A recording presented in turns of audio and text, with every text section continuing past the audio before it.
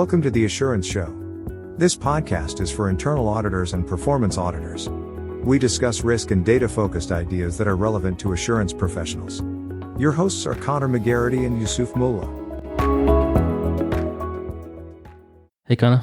How's it going, Yusuf? Good, thanks. Yourself? Yeah, very well, thank you. Today's discussion is going to be complaints and customer and citizen feedback. Why internal auditors and performance auditors need to use it more. Yeah, exactly. And it's something that we've seen being used more and more as part of those projects. In terms of using complaints and customer feedback for internal audit purposes and performance audit purposes, so for assurance purposes overall, there's three areas that we have been using it for successfully, and we'll cover all three. So the first is around the complaints and feedback process. The second is the complaints and feedback content. The third is enabling deeper audits. Why don't we start with number one? So that's understanding how we manage customer feedback. So why is it important to understand the feedback process? What is it that auditors can do with information like that? The role of internal audit or performance audit is in making sure that organizations are delivering on their charter or their objective, or helping management to deliver the business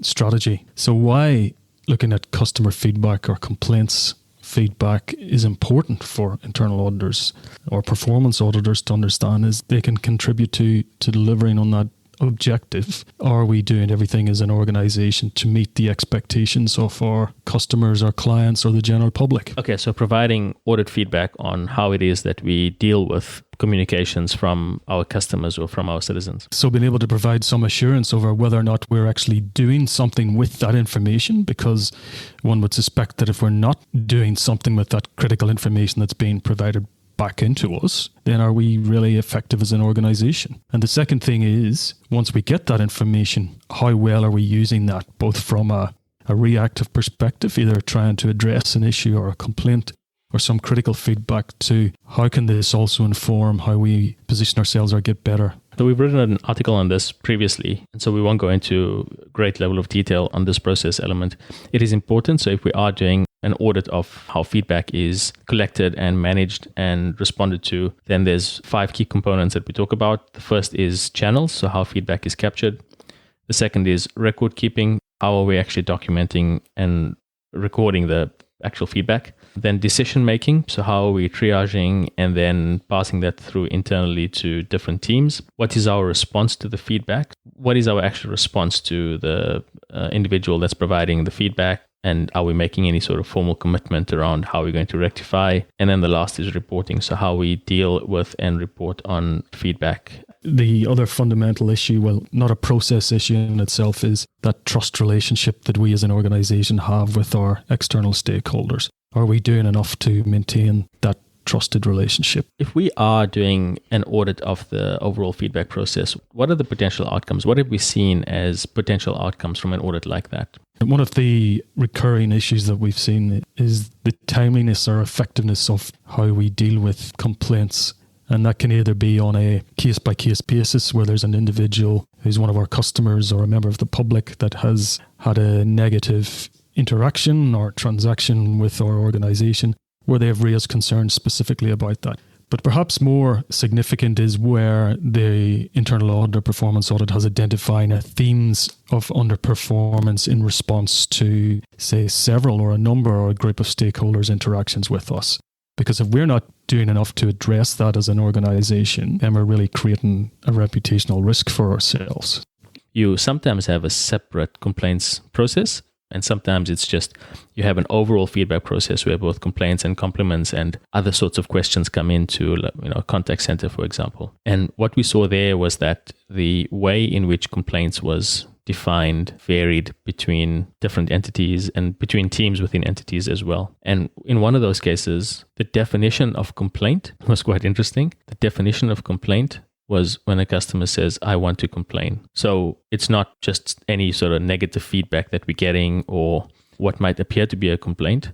The only way that they, measure complaints is when the customer actually says, or when they record something and, categorize it as a complaint, is when the customer says, I want to make a complaint. And that's quite interesting because what we looked at there was what are the different types of ways in which complaints come in, and we found this one. And then we said, what else would be a potential complaint? So how can we look at what people are saying and what people are talking about when they provide feedback that ultimately makes it into a complaint? And then let's look at all other feedback and see whether any of those should have been complaints as well. And there was significantly surprising overlap between them. So there should have been a whole range of other matters that were really complaints but weren't categorized as such simply because the customer didn't say, I want to complain. If we can get those definitions right and standard understanding of that across the organization, I think that's a fairly significant outcome that performance audit or internal audit can deliver. The reason we're saying that is not because you just want to categorize your feedback in different ways. It's because the way in which you categorize it changes the decision making and the responses that you provide. How you deal with the customer will change. The nature of that dealing will change if it becomes a complaint. So complaints quite often are dealt with quicker and with more management oversight than any other sort of feedback. And so if you're not, recognizing something as a complaint, then you may not be giving it the attention that it deserves. And more you're hearing phrases such as this being used by organizations. There's no wrong door, or you can contact us regardless of platform or channel and it will be treated consistently. And that's certainly something we're seeing more and more rhetoric around, at least in the public sector. I think performance audits are starting to pick up on that and starting to look if governments are saying there's no wrong door, for example, if you're contacting them about a service delivery issue, then are we carrying through on that particular promise? That feedback process important to understand, and it's important to understand regardless of the type of audit that you're doing. So either you're doing an audit of the feedback process itself, so a direct audit, or you're doing an audit in a related area, marketing or product launch or the operation of a product, etc. And understanding that overall, just as an audit team, is important. So even if you're not doing a direct audit, it's useful to understand how it is that we capture customer feedback and how that translates. And that leads into the second item that we're talking about today, and that's content within our feedback. Information that we have in feedback from customers is really a rich source of intelligence to understand what our customers are saying about what we're doing well and what we're not doing well. It helps to identify both risks and opportunities, and those risks and opportunities will be directly within processes that we're auditing, but also in terms of the specific products that we're selling or the specific services that we are delivering. So we may not, through a normal process type audit, identify some of that. However, if we look at feedback that's provided by customers, it can help us better understand the way in which customers are experiencing the products and services that we're delivering and what that might translate to in terms of the way in which a process is designed or delivered. I totally agree with that. And I think part of the problem, or a traditional barrier, let's call it, that may have existed to analysing the content of some of this feedback or this complaint is that there are lots of negative connotations around complaints and customer feedback, and it's only been in more recent times the true value or the intelligence that's sort of locked up within that information is really useful for the business to try and understand how it's performing. The other thing is that the data that we need to analyze to understand what customers are saying has not always been that easy to analyze. A lot of it in various situations will be in free text when you get customers calling in or customers sending emails to us or providing some sort of feedback via forms, etc. And that information is semi-structured. So free text, generally, customers verbatim saying what it is that they have a problem with. And that free text has not always been that easy to analyze other than going through a sample of it manually. The technologies that we have nowadays, open source included, allow us to better understand what's in that free text and better analyze what's in there to get to the real nuggets that we need to understand what customers are saying. Yeah, and the ability to do that, to sort of mine that information in more depth, is becoming stronger with the digitization of services now, rather than a few years ago people might have had an issue, they would have perhaps written a letter. We're probably seeing less and less of that these days, which obviously assists with analyzing the underlying data. Content, that's the second one. And then the third one is understanding and evaluating feedback enables us to perform much deeper audits. When we spoke about process, we said that it's useful to understand the process regardless of whether we're doing an audit of that process or not. If we know what it is that is coming in via customer complaints and via customer feedback, we can then use that information and triangulate it with other data that we have to enable deeper, wider audits. What we mean by that is in the number of audits that we do, the existing data that we have doesn't enable us to get to the exact answers that we're looking for. And sometimes using complaints data to triangulate with some of the other data that we have, both internal and external, can be useful, both when we have a direct source of data for that topic or when we can't get hold of that data. So if we're doing a performance audit of a government program, for example, we want to look at whether that program is actually delivering on its outcomes. But we can also look at members of the public, their complaints data, and like you said, use it to triangulate that as another source of evidence so that we can arrive at a conclusion about the effectiveness of that program. And with internal audit, it might be a little bit different to that. So there may be some situations where we're looking at evaluating how a particular product is delivered or how well it's received. But also there's some strange use cases we've had outside of what you would normally expect to see. Quite often, the third parties that we deal with will directly interface with our clients.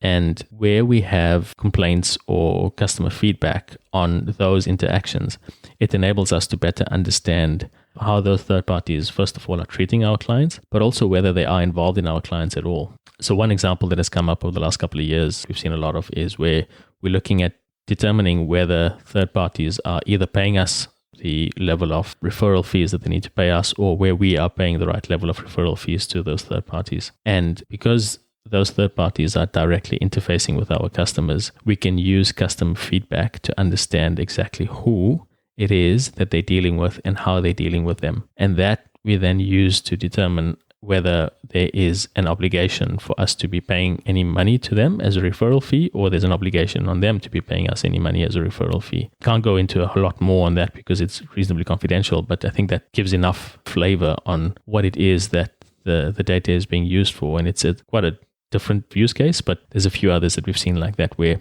we use complaints to triangulate with other data, and it's not necessarily directly product related. When it is product related, it becomes even more important. Using that complaints or feedback data provides an opportunity to look at upside risk as well as downside risk. So the opportunities that abound for us to do things better or to increase our particular revenue streams, or indeed are we exposed by identifying where we have underpaid some of our external partners. One of the other areas in which that information is useful for is that you can really find things in complaints and customer data that may assist your strategic planning for your forward audit work program. You might actually get some insights and information, while not relevant to that particular audit you're conducting, but would actually inform your planning for the next 1, 2, 3 year cycle and identify potential risk areas or further opportunities. So does that mean that we're saying overall that it's important firstly to understand the customer feedback process, but then also to understand what data we're getting as part of our complaints and customer feedback process, so that we can use that for planning,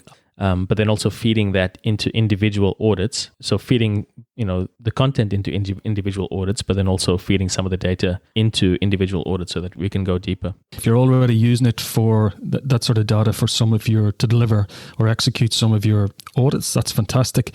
But if you're also not putting your more strategic lens on it, thinking, well, how can what I'm seeing in here actually inform our future program? I think you're missing a really valuable opportunity there.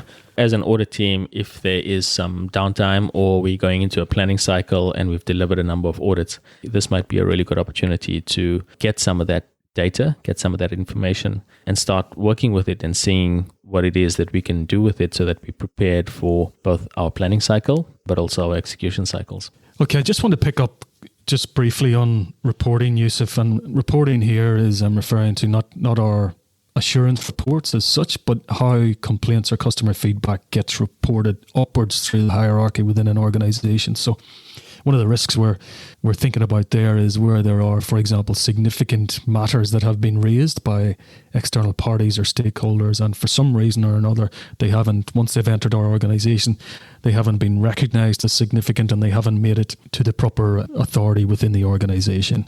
And perhaps a decision has been made at a lower level to actually try and deal with it in a certain way. Or probably the greater concern is that those charged with governance don't actually have visibility over those matters.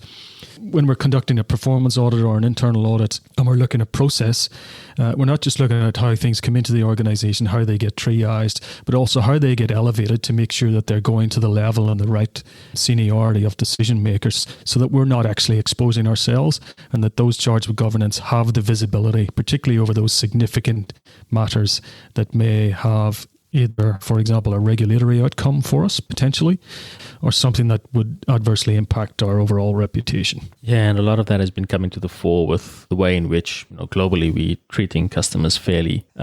There's various sort of different ways in which that terminology is used depending on the jurisdiction that you're in, but treating our customers fairly is quite an important matter, and that's just the base expectation. We should be wowing our customers, of course, but the base expectation is that at a minimum we should be treating them fairly. Yeah, that's certainly a pattern that's come to the fore more recently, and something that's definitely in the minds of boards and those charged with governance. That's really something that is front of mind at the minute. I know we said we're going to talk about 3 different areas, but I've got 5 takeaways from the discussion we just had there.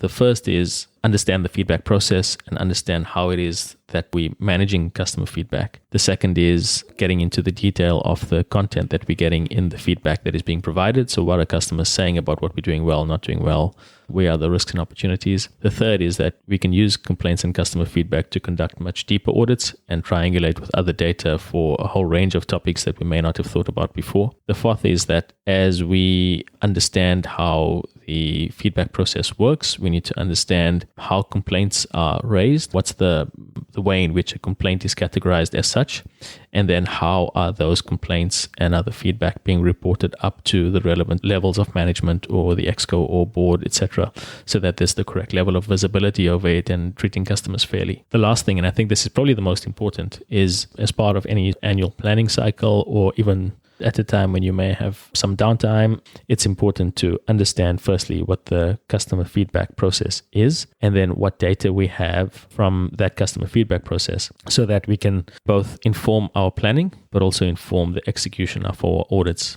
On reflection, based on what you've just described, there's so many benefits to actually getting across that customer feedback and complaints data, both organisationally and for the efficiency and effectiveness of our internal audit and performance audit teams. Excellent. Thanks, Connor. Thanks, Yusuf. See ya.